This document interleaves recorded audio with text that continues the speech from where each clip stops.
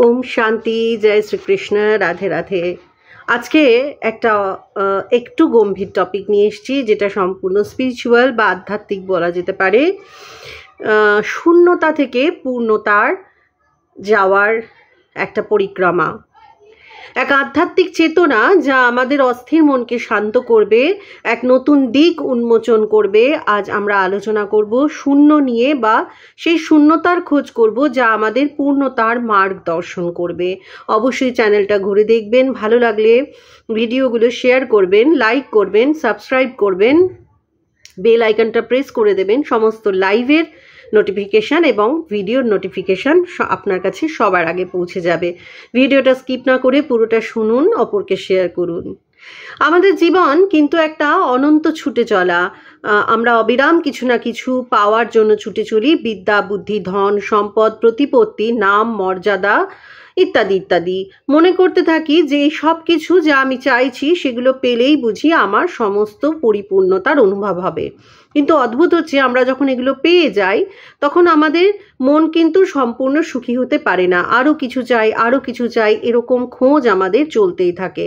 নতুন নতুন খোঁজ শুরু হয় আমাদের, আর এই দৌড় আমাদের শেষ হয় না। কারণ আমরা বাইরের সব কিছু অর্থাৎ জাগতিক সুখ ভোগের দিকে এত বেশি মনোযোগী হই যে আভ্যন্তরীণ সুখকে দেখার জন্য আমাদের সময় আমরা করে উঠতে পারি না। আমাদের প্রকৃত স্বরূপ যে শান্তি, তা আমরা কিন্তু ভুলে গিয়েছি। সে কারণেই কিন্তু প্রত্যেকেই আমরা শান্তি খুঁজছি। শান্তি কোথায় পাই সেটাই আমাদের কারো জানা নেই, কিন্তু শান্তি আমরা খুঁজছি। শান্তি খুঁজতে খুঁজতে আমরা ছোট ছোট ছোট ছোট শান্তির খোঁজ করে যাচ্ছি। বেড়ানো, বাহ্যিকভাবে কেউ কোথাও গিয়ে বাইরে খাওয়া দাওয়া করা, ভালো কিছু দেখা, কি খুঁজছি আলটিমেটলি কিন্তু আমরা শান্তি খুঁজছি। কিন্তু ওই যে সবটাই সাময়িক শান্তিতে পরিণত হচ্ছে। বাইরের যে ইচ্ছা, লোভ, অহংকার, কামনা, এসবে এমন আমরা জড়িয়ে রয়েছি যে নিজের প্রকৃত স্বরূপকে বোঝার মতো মন বা প্রবৃত্তি বা সময় কিছুই আমাদের নেই। স্বচ্ছ আয়নার মতো যে মন ব্রহ্মাণ্ডের অনন্ত পজিটিভ ঊর্জাকে প্রতিবিম্বিত করতে সক্ষম, আমরা সেই মনের খোঁজ করছি না। ইচ্ছা, ভয়, কাম, ক্রোধ, মোহ, মায়ার আবর্জনায় সেই মনের দর্পণকে আমরা ঢেকে রেখেছি। আর এর থেকে পেরোতে গেলে আগেই প্রয়োজন পড়বে মনের এই আবর্জনার পরিচ্ছন্নতার। আর এটা তখনই সম্ভব যখন আমরা নিজেকে শূন্যের অবস্থায় আনতে পারবো। ধরুন একটা ঘড়া ভর্তি বা কলসি ভর্তি নোংরা জল, সেই জলটা আমার ব্যবহারেও লাগছে না, আর সেই জলটা দিয়ে দুর্গন্ধ আসছে। তো আমার কি উচিত? জলটাকে আগে ফেলে দেওয়া, শূন্য করা এবং সেই ঘড়াটাকে পরিষ্কার করা, তারপর সেটায় ভালো জল ভর্তি করা, ব্যবহারযোগ্য জলকে ভর্তি করা। আর ঠিক সেই সময়টাই আমরা জীবনে বার করতে পারছি না। নিজেকে শূন্য করার কথা বললেই আশেপাশের মানুষ আমাদের অস্বাভাবিক বলবে, কিন্তু প্রকৃত অর্থে তা নয়, সেটাই স্বাভাবিক। আমরা একটা দূষিত জল ভর্তি কলসিকে যদি ফাঁকা করে পরিষ্কার না করে নিই, তাহলে কি করে পরিষ্কার জল ভরবো? শূন্য হলেও এমন একটা অবস্থা যেখানে পৌঁছতে পারলে মন থেকে ধীরে ধীরে সমস্ত বাধা, কষ্ট, হইচই সমস্ত কিছু দূর হতে থাকবে। এটা এমন এক অবস্থা যা আমাদের ব্রহ্মাণ্ডের অনন্ত শক্তির সাথে, চেতনার সাথে জুড়ে দিতে সক্ষম। শূন্য হওয়া অর্থাৎ যেখানে না থাকবে কোনো ভয়, না অহংকার, না রাগ, না আকাঙ্ক্ষা, লোভ, কামনা, এমন অবস্থা যা তোমার মনকে এক নির্মল পরিপূর্ণতার অনুভব এনে দেবে। শূন্যতায় পূর্ণতার অনুভব। সমস্ত কিছু কি তাহলে মরে যাবে? না, সমস্ত অনুভূতিগুলো অবদমিত হতে শিখবে, কন্ট্রোল হতে শিখবে, সমস্ত তোমার আয়ত্তে আসবে। পুরনো আবর্জনাকে দূর করে নতুন জল ভরার যে আনন্দ, সে আনন্দ ধীরে ধীরে উপলব্ধি করতে থাকবে। অথচ পুরনো সমস্ত বোঝা থেকে এক মুক্তির আস্বাদন পাবে তুমি।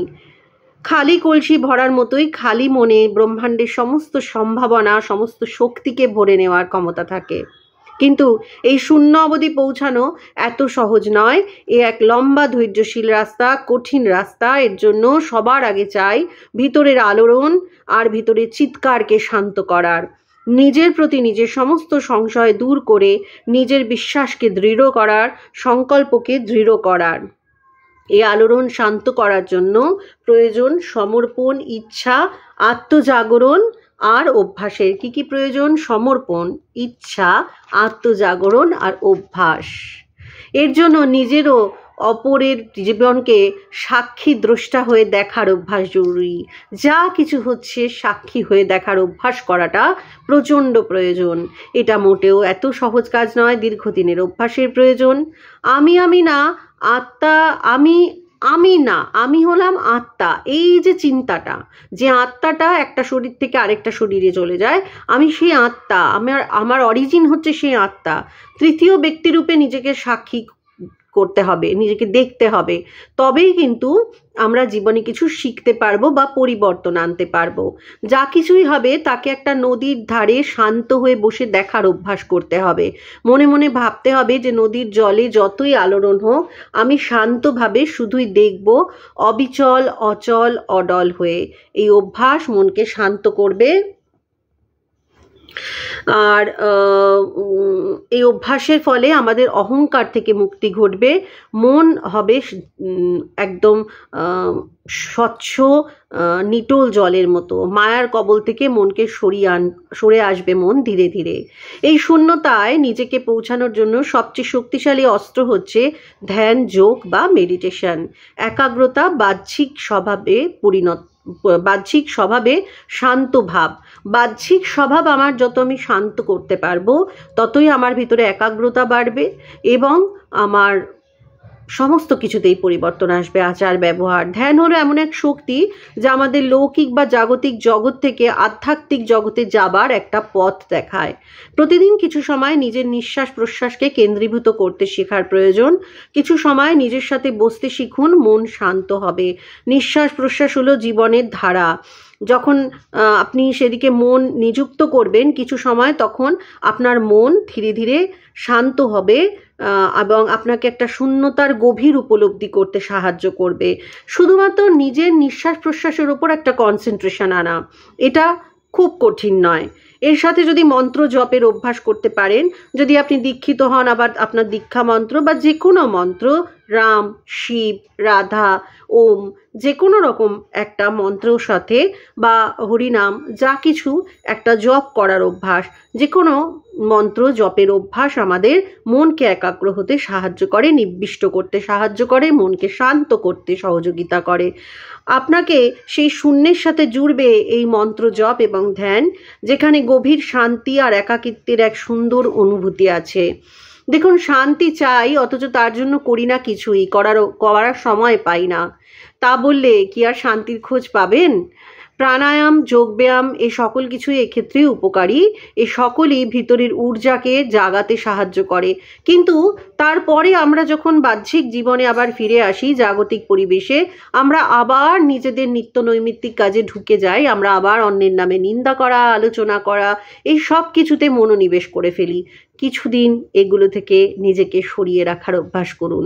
যা হচ্ছে, ওই যে বললাম, সাক্ষী দ্রষ্টা হয়ে দেখতে শিখুন। যা হচ্ছে হোক, যে যা করছে করুক, আপনি অবিচল থাকার অভ্যাস করুন। সেই অনন্ত চেতনা যা সৃষ্টির প্রতি কোণে ছড়িয়ে আছে, তার অনুভব করতে চাইলে কিন্তু আত্মার সাথে যোগাযোগ স্থাপন একান্ত প্রয়োজন, যা সম্ভব শূন্যতার উপলব্ধির মাধ্যমেই। নিজের অহংকারকে তার জন্য চিনতে হবে, ত্যাগের পথ অবলম্বন করতে হবে। অহংকারকে না ছাড়তে পারলে শূন্যের অনুভব অসম্ভব। এছাড়াও চাই সম্পূর্ণ সমর্পণ। নিজের সমস্ত চিন্তাভাবনা, ইচ্ছা, সমস্ত কিছু এক ব্রহ্মাণ্ডের ওপর ছেড়ে দিতে শিখতে হবে। কোনো পরিস্থিতিতে অবিচল থাকার অভ্যাস বড় সহজ অভ্যাস নয়। বিশ্বাস করতে শিখতে হবে, যা হচ্ছে তা আমার ভালোর জন্য, যা হয়েছে ভালোর জন্য, যা হবে ভালোর জন্য। এর জন্য চাই অসম্ভব রকমের অভ্যাস।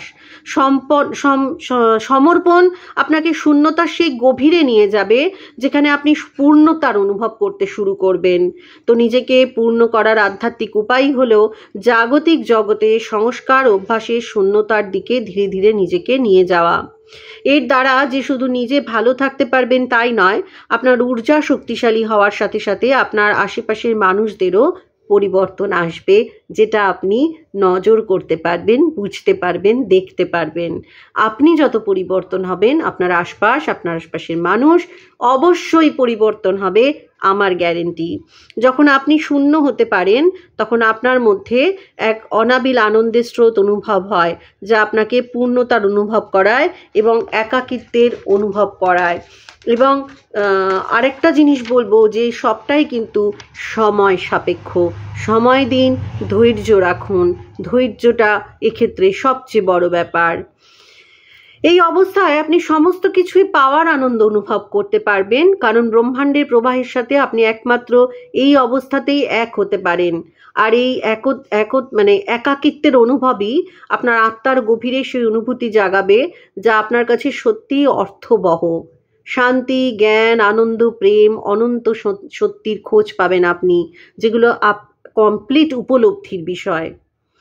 তাই আজ থেকেই এই যাত্রাপথে পা বাড়ান, যা আপনাকে ব্রহ্মাণ্ডের পরিপূর্ণতার খোঁজ আর শান্তির খোঁজ দেবে। ভিতর শান্ত হবে, কোমল হবে। ওম শান্তি। জয় শ্রীকৃষ্ণ। রাধে রাধে।